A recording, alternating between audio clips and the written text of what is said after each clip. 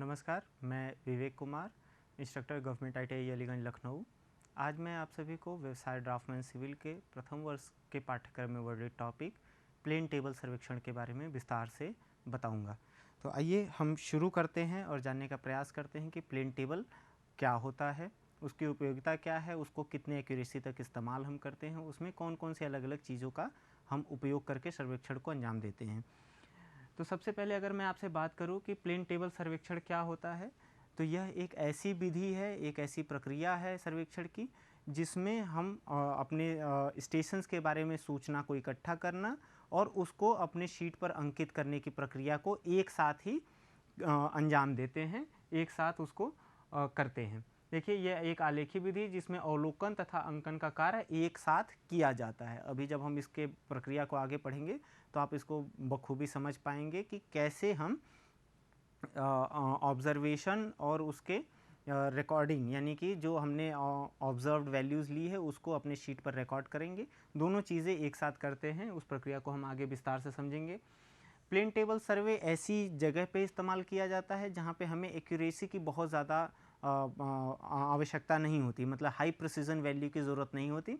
वहाँ पर हम प्लेन टेबल सर्वेक्षण का इस्तेमाल करते हैं क्योंकि इसमें एलिडेट की मदद से हम दिशा का निर्धारण करते हैं जिसमें त्रुटि होने के चांसेस ज़्यादा होते हैं।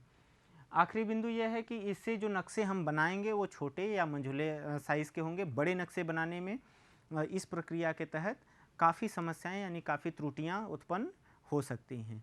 आइए आगे हम देखने का प्रयास करते हैं कि हमारे प्लेन टेबल सर्वेक्षण में कितने तरीके के एक्सेसरीज़ या इक्विपमेंट हम इस्तेमाल करते हैं। सबसे पहले तो हमें यह जान लेने की ज़रूरत होगी, प्लेन टेबल सर्वेक्षण में हमें एक बोर्ड की ज़रूरत होगी।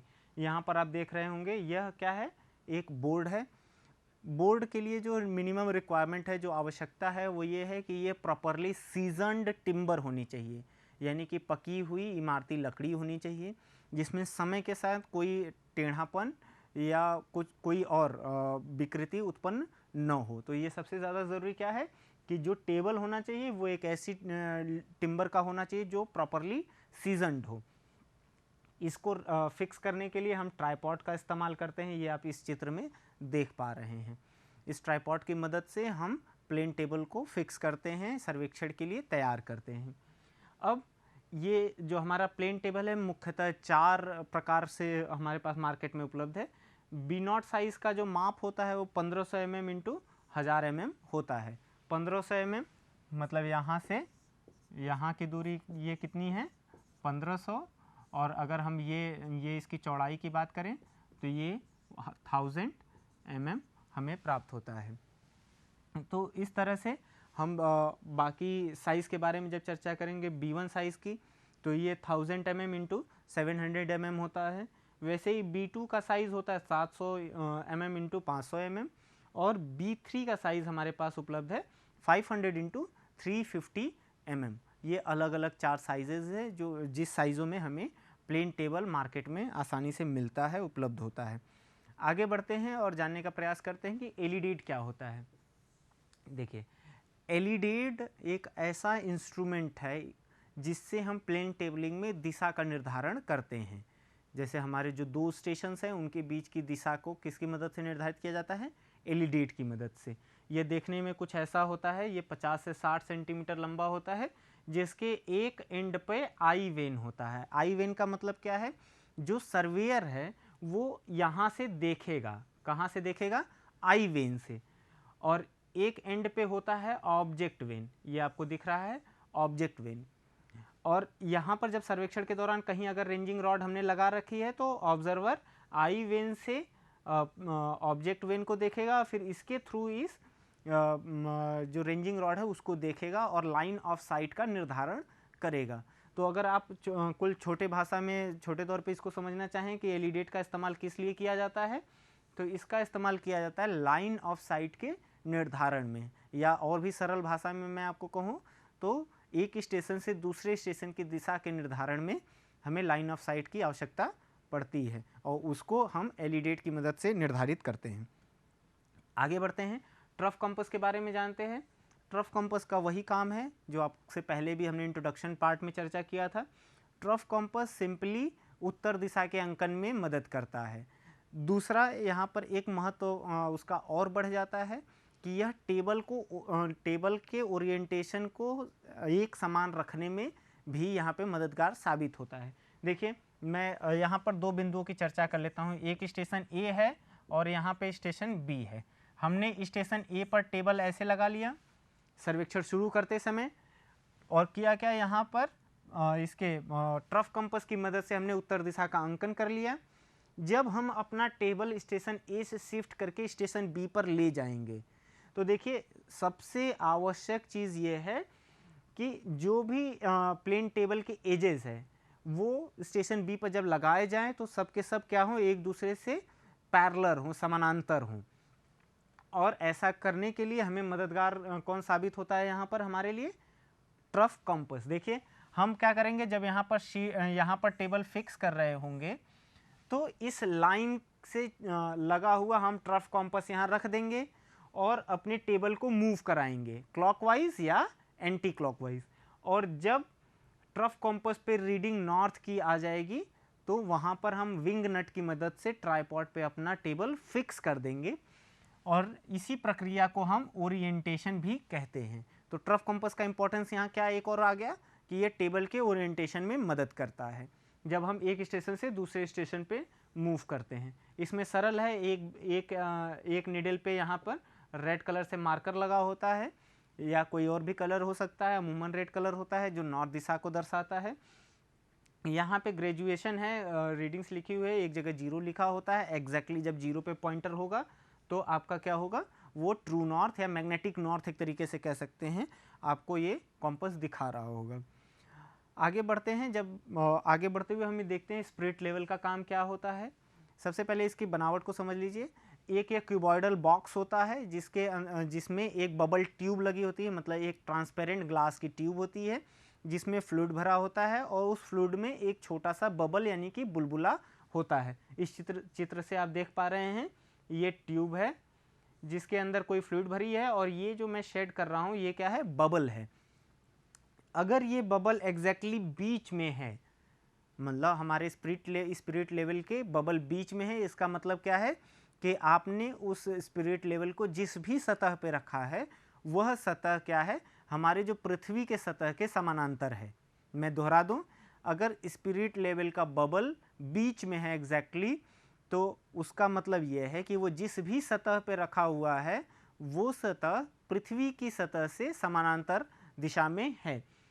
तो इसके मदद से हम क्या करते हैं, अपने टेबल के सतह को पृथ्वी की सतह के समानांतर करते हैं। यहाँ इस चित्र में आप देख पा रहे होंगे ट्राइपॉड पे रखा हुआ हमारा प्लेन टेबल है इस तरह से, और इसको जब हम अपने पृथ्वी की सतह के समानांतर करना चाहेंगे तो एक बारी इस दिशा में, ये 2D में है तो दोनों ही डायरेक्शन एक्स और वाई डायरेक्शन में इसको रखेंगे बारी बारी से, और यह इंश्योर करेंगे कि बबल कहाँ हो, एग्जैक्टली बीच में हो।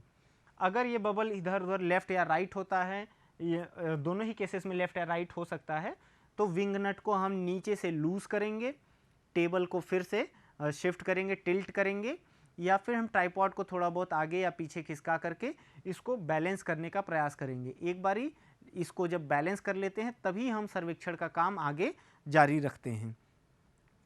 अब अगला जो हमारे पास इक्विपमेंट है वो प्लम्बिंग फॉर्क है। इसको साधारण भाषा में यू फॉर्क भी कहते हैं। अब ये यू फॉर्क का काम क्या होता है, सबसे पहले तो ये देख लीजिए दिखता कैसा है। ये कुछ ऐसा दिखता है, मैं लाइन डायग्राम बनाया हूँ, लेकिन जब वास्तविकता में आप देखेंगे तो यह एक हेयर पिन जैसा दिखता है, कुछ इस तरीके से दिखेगा आपको ऐसा।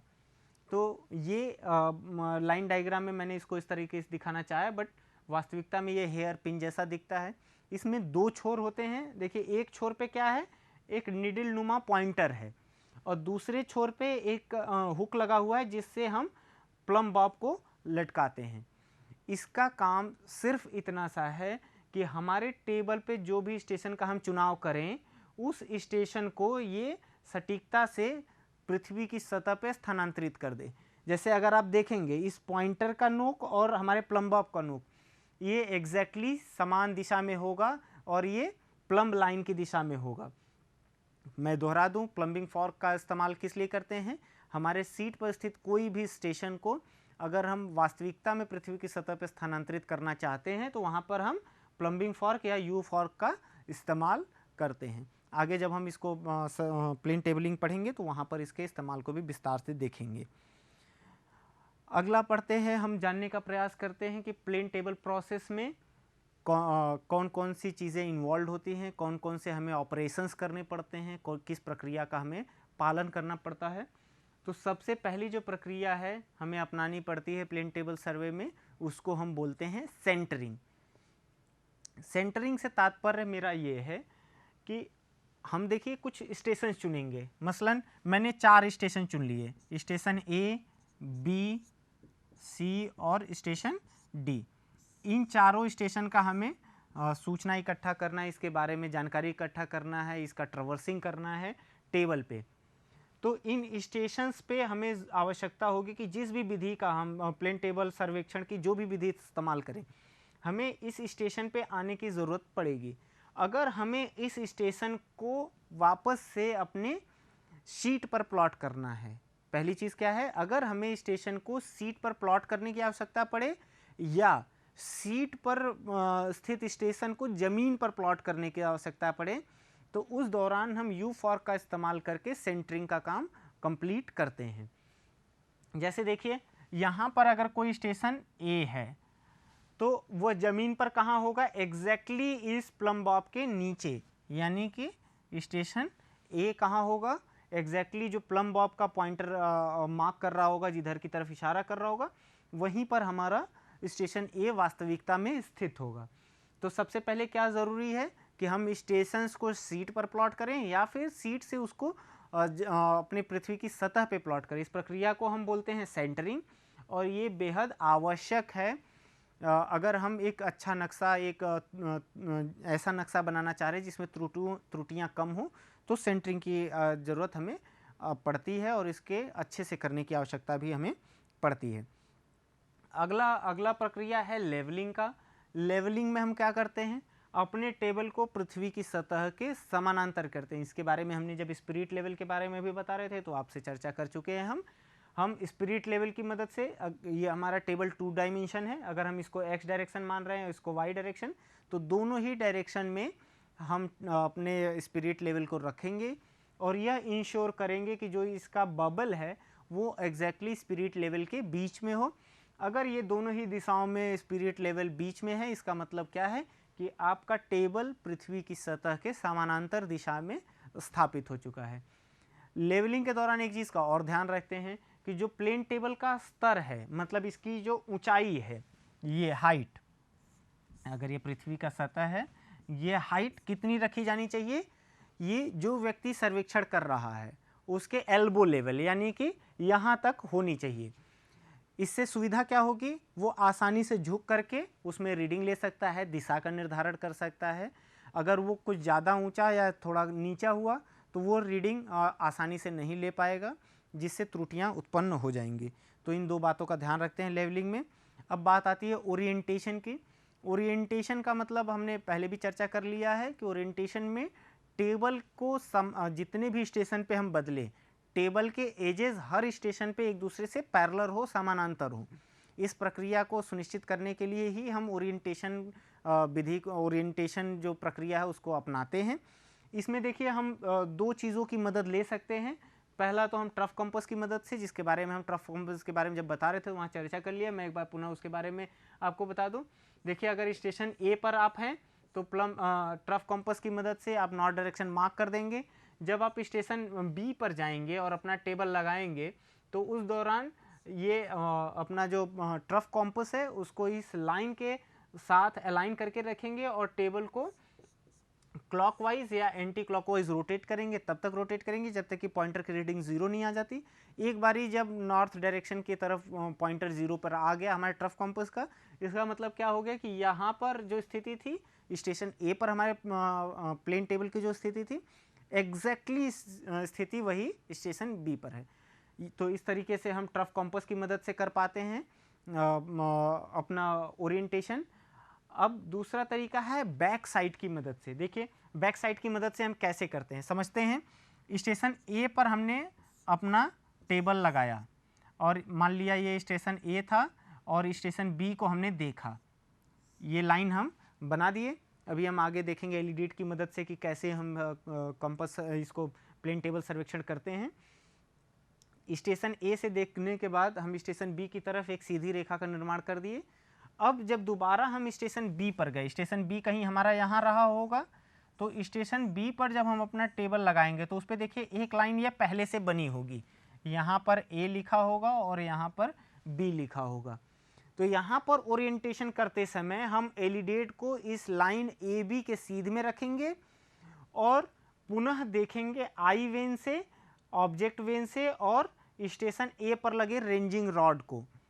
यह तीनों जब एक दूसरे से अलाइंड हो जाएंगे तो हम ये मानेंगे कि हमारे टेबल की जो स्थिति स्टेशन ए पर थी वही स्थिति स्टेशन बी पर सुनिश्चित हो गई है। तो ओरिएंटेशन विधि हम दो तरीके से करते हैं, और भी विधियां हैं बट यहाँ पर हम दो तरीकों का चर्चा करेंगे। आगे बढ़ते हुए जानते हैं कि हम कैसे प्लेन टेबल सर्वेक्षण करते हैं, किन किन विधियों का पालन हम करते हैं। कई सारी विधियां, हम दो तीन यहाँ पे चर्चा करेंगे। सबसे पहली विधि जो प्लेन टेबल सर्वेक्षण की है उसको रेडिएशन विधि बोलते हैं। रेडिएशन विधि में देखिए करते क्या हैं, बहुत सारी बातें हैं, उसको जब सरलता से आप समझेंगे तो आपको दिखेगा कि यहाँ पर हमने 5 स्टेशन लिए हैं, station A B C D और ई। ये हमारे क्या हैं, वास्तविकता में जो जमीन पर पृथ्वी की सतह पर यही 5 स्टेशन हमारे पास मौजूद हैं। अब इनको हमें अपने टेबल पे अपनी शीट पर प्लॉट करना है। उसके लिए हम क्या करेंगे, किसी एक आर्बिट्री पॉइंट ओ का चुनाव करेंगे और वहाँ पर जाने के बाद हम अपने टेबल का स्थापना करेंगे, अपने टेबल को फिक्स करेंगे। टेबल फिक्स करते समय किन किन बातों का ध्यान रखेंगे, सबसे पहले तो हम सेंटरिंग करेंगे। सेंटरिंग का मतलब क्या है, हम अपनी शीट पर देखिए ये जो डार्क लाइन बाहर का आपको रेक्टेंगल दिख रहा है ये हमारा टेबल है, ठीक है, उस पर लगा हुआ शीट है जिस पे हम ये ड्राइंग बनाएंगे आगे। तो टेबल जब एक बारी हम ट्राइपॉड से फिक्स कर लेंगे, सेंटरिंग करेंगे कैसे, हमने जो ओ पॉइंट का चुनाव किया है इसको यू फॉर्क की मदद से ज़मीन पर प्लॉट कर देंगे और ज़मीन पे मार्कर लगा देंगे। उसके बाद हमें क्या करने की आवश्यकता पड़ेगी, इस जो हमने सेंटर ओ लिया है वहाँ पर एक पिन, पेपर पिन आप इंसर्ट कर सकते हैं, पेपर पिन इंसर्ट कर देंगे जो आगे के सर्वेक्षण के लिए एक पिवट पॉइंट का काम करेगा। पिवट पॉइंट क्या होता है, एक ऐसा बिंदु, एक ऐसी चीज़ जिसके इर्द गिर्द घूमे। यहाँ पर घूमने वाला चीज़ क्या है, हमारे पास इंस्ट्रूमेंट क्या है, एलिडेड है।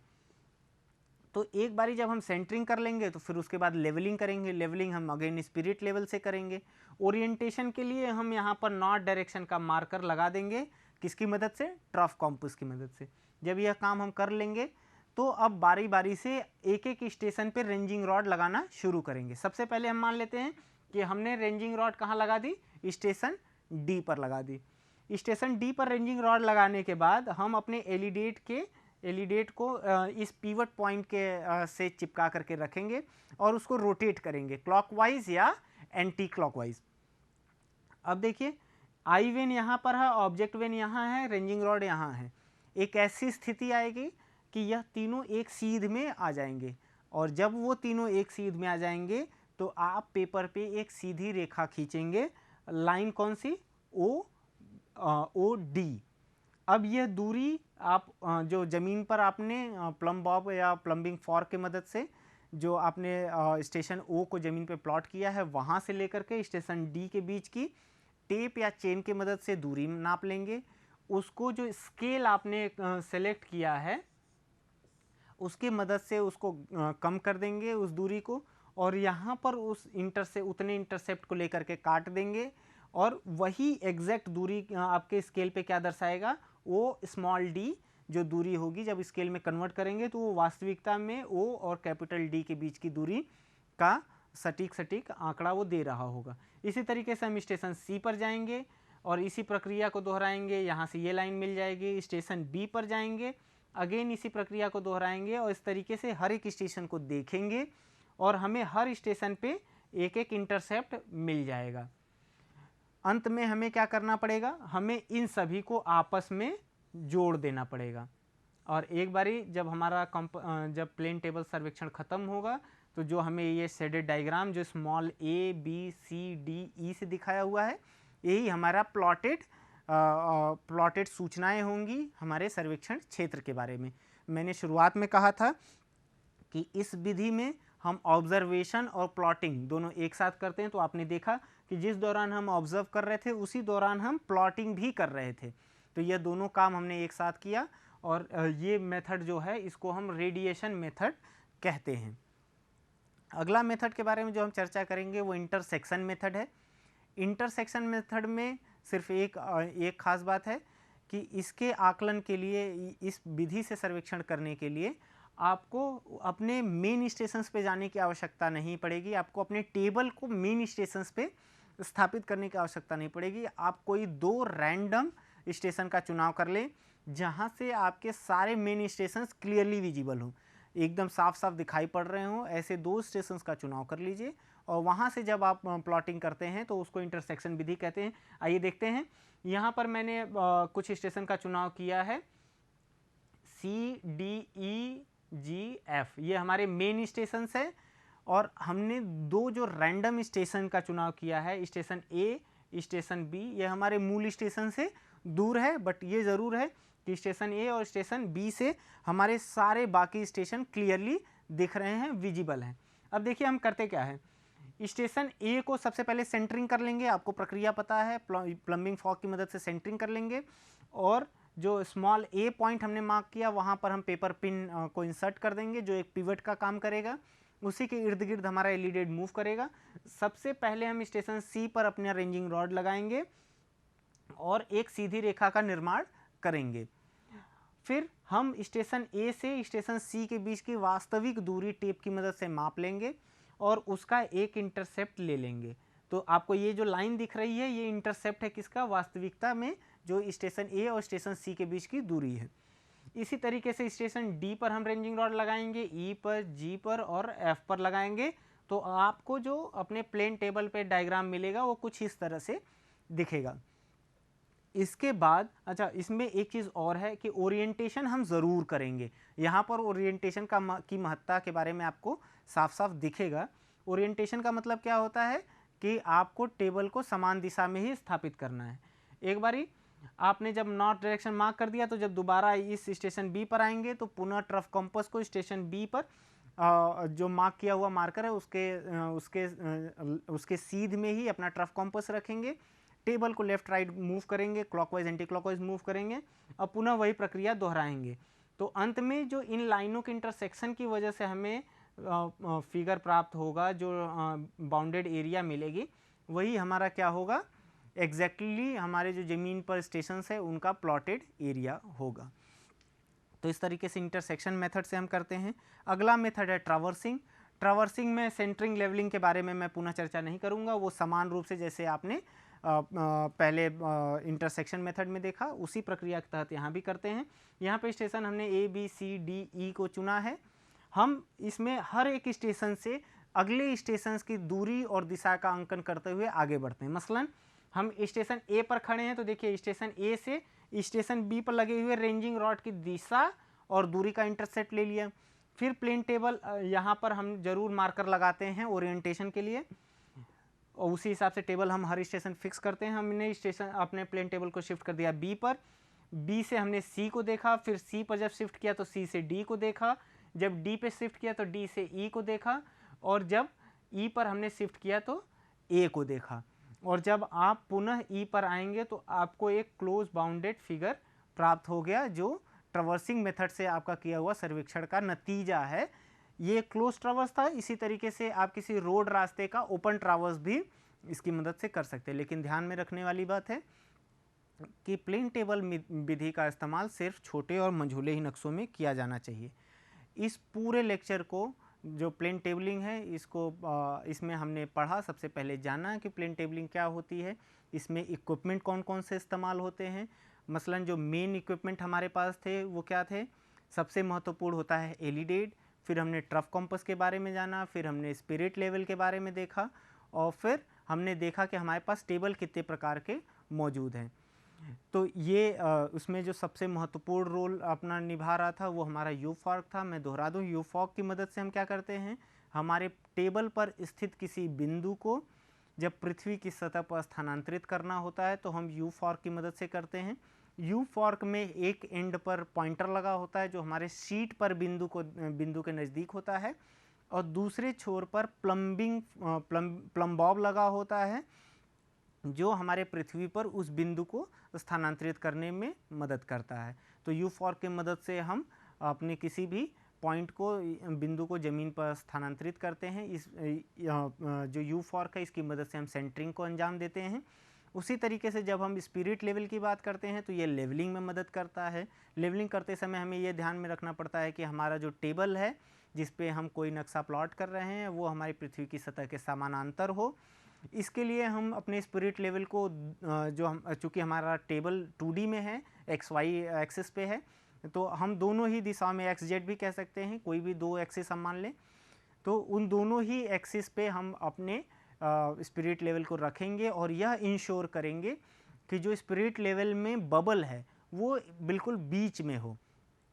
अगर दोनों ही दिशाओं में स्पिरिट लेवल का बबल बीच में है, इसका साफ साफ मतलब है कि आपका टेबल आपके पृथ्वी की सतह के समानांतर स्थापित हो चुका है।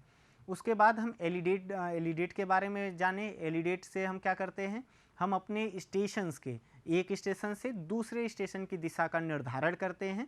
ये 50 से 60 सेंटीमीटर का स्केल भी होता है, तो इसकी मदद से हम सीधी रेखा भी खींच पाते हैं। दूर दिशा का तो निर्धारण करते हैं, साथ ही साथ उस दिशा में एक सीधी रेखा भी निर्माण करते हैं।